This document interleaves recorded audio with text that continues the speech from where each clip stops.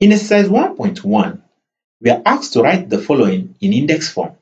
These have been given in expanded form. All you need to do is to write them in index form. And remember what we said, writing them in index form, you pick the numbers that have been repeated to be the base, while the power is said to be the number of times such number have been repeated or such number have been multiplied. In question 1, this is going to be 5 raised to the power of the number of times 5 have been multiplied, that is 1, 2, 3, 4, 5, 6. So this is said to be 5 raised to the power of 6, and this is said to be in index form.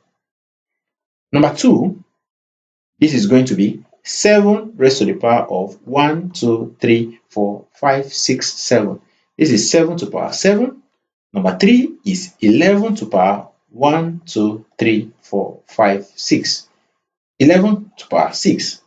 In question 4, this is said to be 14 raised to the power 1, 2, 3, 4, 5, 6, 7, 8. So this is 14 raised to the power 8.